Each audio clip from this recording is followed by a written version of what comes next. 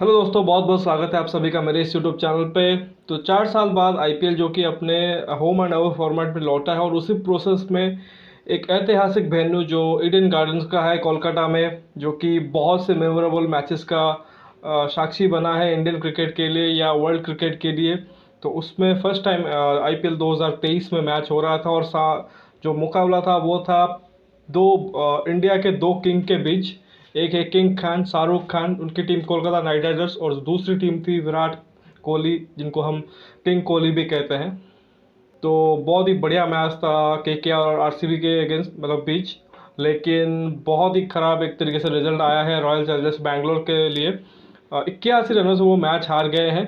और जो पिछले वीडियोस में भी मैंने कहा था कि ये ऐसी टीम है कि ये हर सीज़न कहीं ना कहीं एक आधा मैच ऐसा खेलेंगे जैसे बहुत ही ख़राब परफॉर्मेंस करेंगे और बहुत बड़े मार्जिन से हारेंगे। हर सीज़न ऑलमोस्ट हम ये देखते हैं कि आरसीबी ये चीज़ करती है। तो फाइनल वो दूसरे ही गेम में आ गया है। पहले मैच में मुंबई इंडियंस को बहुत ही बुरी तरीके से हराया इन्होंने। कुछ 171 रन जो कि वो 16.2 ओवर में ही चेज कर लिए थे, और जो नेट रन रेट था उसको बूस्ट दिया था। लेकिन इस मैच में अगेन उसको एक बहुत ही बड़ा झटका लगा है वो एनआरआर को, और एक बहुत बड़े मार्जिन से मैच हारे हैं। एक तरीके से जो केकेआर के स्पिनर थे, तीन स्पिनर थे, एक तो सुनील नारायण और वरुण चक्रवर्ती, दो मिस्टर स्पिनर हो गए, प्लस एक सुयश शर्मा के एक यंगस्टर नए गेंदबाज को जो केकेआर ने इंट्रोड्यूस किया, उसने भी ज़बरदस्त गेंदबाजी की। और कुल मिला के जो जितने भी विकेट गिरे हैं, 10 विकेट, उसमें से 9 विकेट स्पिनर ने लिए हैं शायद। तो बहुत बड़ी बुरी तरीके से स्पिनरों ने के आरसीबी के बल्लेबाजों को फंसाया है। 200 रन का चेज़ कर रहे थे एक बड़े टोटल का, और स्टार्टिंग बहुत अच्छा हुआ था जब पेसर ऑपरेट कर रहे थे उमेश यादव और टिम साउदी ने जब इनिशियल स्पेल स्टार्ट किए, तो विराट और फैफ ने ज़बरदस्त स्टार्ट तो कर दी पहले 4 ओवर में। द मोमेंट स्पिनर ने एक तरीके से इंट्रोड्यूस करवाया नीतीश राणा ने, तो उसके बाद completely disaster batting performance by RCB. एक के बाद एक, मतलब ज़्यादातर विकेट बोल्ड आउट हुए हैं और कुछ ख़राब शॉट भी खेले गए हैं। तो मैच के बारे में बात करेंगे, लेकिन उससे पहले ये जो मैच रहेगा वो रहेगा लॉर्ड शार्दुल के नाम, लॉर्ड शार्दुल ठाकुर, जिनको दिल्ली से ट्रेड किया था। और बहुत क्वेश्चन उठे थे कि 10 करोड़ के रुपए में इनको ट्रेड किया है दिल्ली से और कितना यूटिलिटी देंगे। लेकिन शार्दुल ठाकुर आज बॉल से नहीं बल्कि बैट से उन्होंने यूटिलिटी दिखाई है। एक वक्त पे लग रहा था शायद 140-50 पे ही रुक जाएगा या उससे भी कम बनाएगा केकेआर, लेकिन छठे विकेट के लिए पार्टनरशिप में रिंकू सिंह के साथ मिलकर 103 रन की पार्टनरशिप करते हैं। और क्या शानदार पारी खेली शार्दुल ठाकुर ने, ज़बरदस्त हाफ सेंचुरी जड़ी है। शायद पहली अपनी हाफ सेंचुरी T20s में आईपीएल में कहें तो। ज़बरदस्त मैच रहा है। तो अगर स्कोर कार्ड के बारे में बात करें तो अगेन आरसीबी पहले बॉलिंग करती है और केकेआर बैटिंग करती है। और केकेआर अगेन थोड़ा सा बैटिंग ऑर्डर उनका, पिछले मैच में मनदीप और गुरबाज ने ओपन किया था। इस मैच में गुरबाज तो आए लेकिन उनके साथ आए वेंकटेश अय्यर ओपन करने में।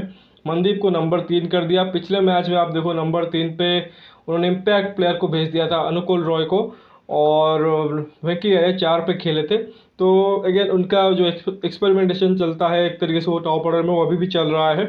तो अगेन देखो, जब स्टार्ट उस हिसाब से नहीं हुआ, वेंकटेश अय्यर सिर्फ 3 रन और मनदीप सिंह पहले ही बॉल पे 0 पे आउट हो गए। एक वक्त पे डेविड विली जो कि इन दोनों को आउट करने के बाद हैट्रिक पे थे, उसके बाद नीतीश राणा कैप्टन आते हैं, वो भी सिर्फ 1 रन बना के आउट होते हैं। लेकिन गुरबाज जो कि अफगानिस्तान के ओपनर है, उन्होंने अच्छी बैटिंग की। थोड़ी सी स्ट्रगलिंग इनिंग्स ज़रूर रही, 44 बॉल में 57, लेकिन उस वक्त जो चाहिए था उन्होंने करके दिखाया। विकेट एक तरफ से गिर रही थी तो दूसरी तरफ से उन्होंने अच्छी पार्टनरशिप बनाई। और उनके साथ देखो फिर रिंकू सिंह आए, उन्होंने अच्छी बैटिंग की, 46 रन 33 बॉलों में उन्होंने किए। तो थोड़ी देर तक के लिए इनकी पार्टनरशिप हुई।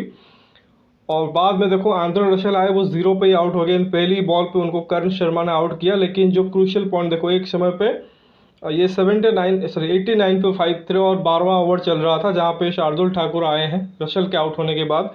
और वहाँ पे एक तरीके से पार्टनरशिप जड़ी है उन्होंने रिंकू सिंह और शार्दुल ठाकुर के बीच। मतलब रिंकू सिंह से तो हर एक एक्सपेक्टेशन रखता है कि रिंकू सिंह बहुत अच्छे बैटर हैं, परफॉर्म कर लेंगे। लास्ट ईयर भी 1-2 मैचेस में अच्छा किया था।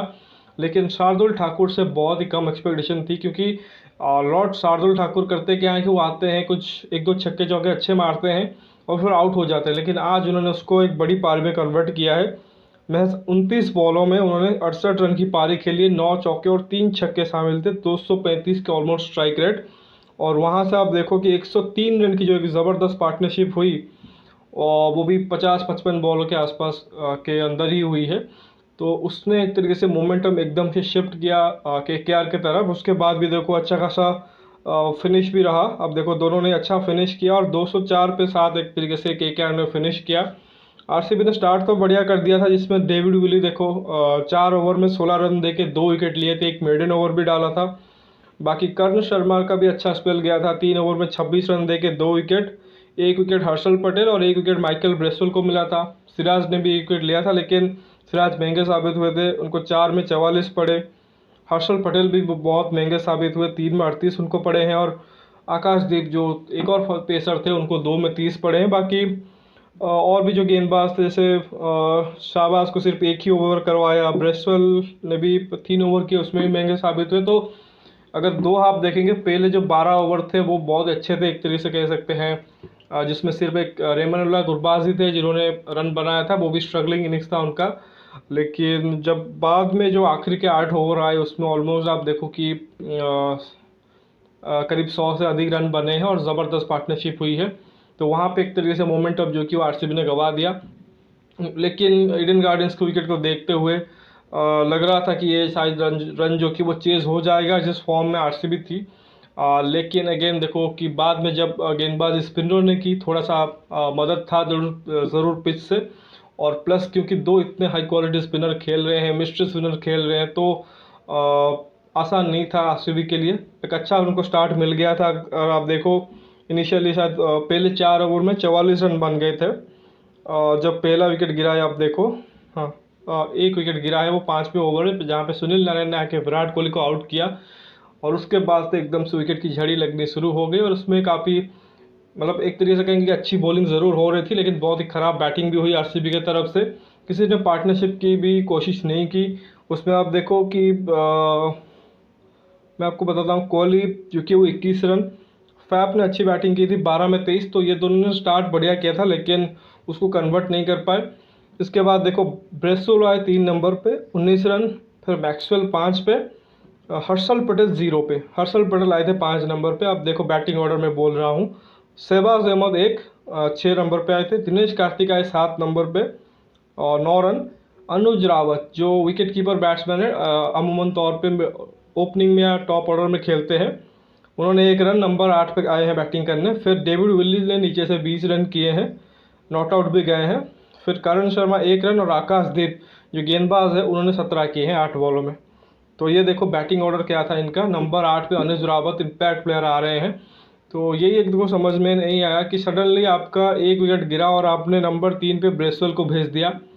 चलो वहाँ तक तो ठीक था कि ब्रेसवेल को कुछ मतलब अच्छा खेलते हैं, स्पिन अच्छा खेलते हैं, पेस अच्छा खेलते हैं, अपने काउंटर करने के लिए स्पिन को आपने नंबर 3 कर दिया, मैक्सवेल 4 पे आए। लेकिन हर्षल पटेल 5 नंबर पे क्या कर रहे थे? कल जैसे हमने देखा अश्विन को ओपन भेज दिया था राजस्थान रॉयल्स ने, तो इन्होंने हर्षल पटेल को 5 पे कर दिया। दिनेश कार्तिक से पहले शाहबाज अहमद आ रहे हैं, तो दिनेश कार्तिक क्या सिर्फ वो जो फिनिशर रोल है कि आखिरी 2-3 ओवर में बैटिंग करने के लिए आएंगे?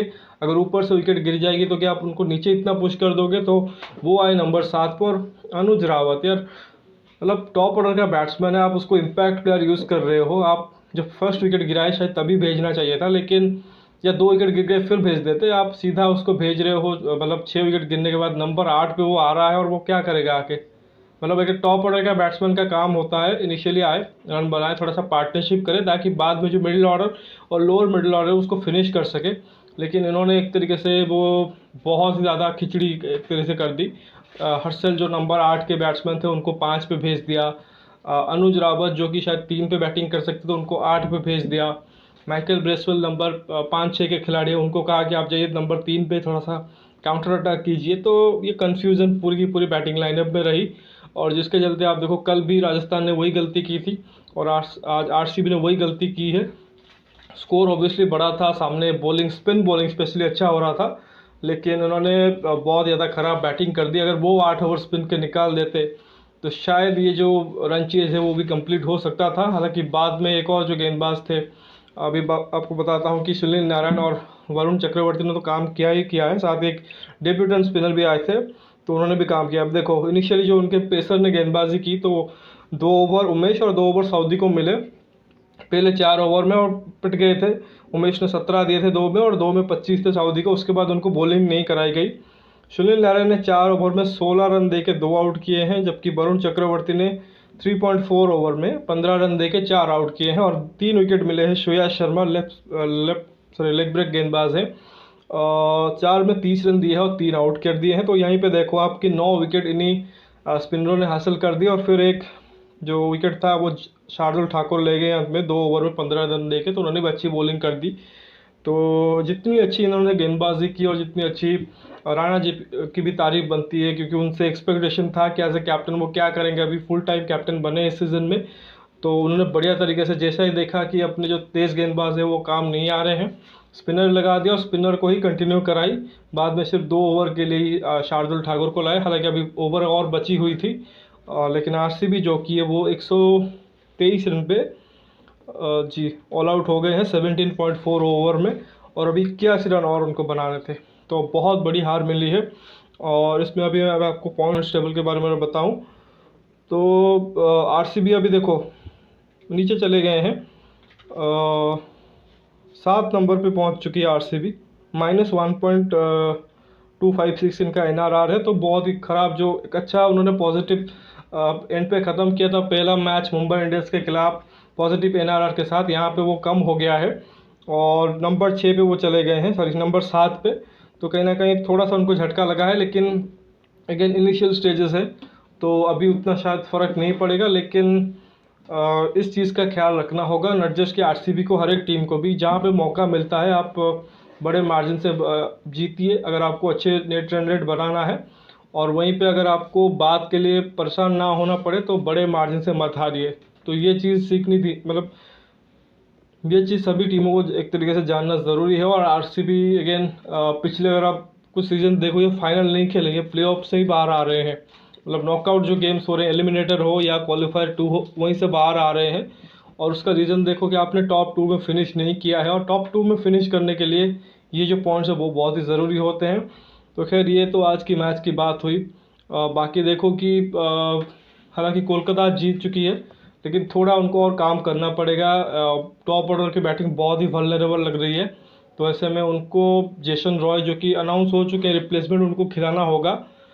मे बी मनदीप सिंह के जगह वो खिला सकते हैं जेसन रॉय को, उनसे ओपन करा सकते हैं, और वेंकटेश अय्यर को 3 पे पुश कर सकते हैं।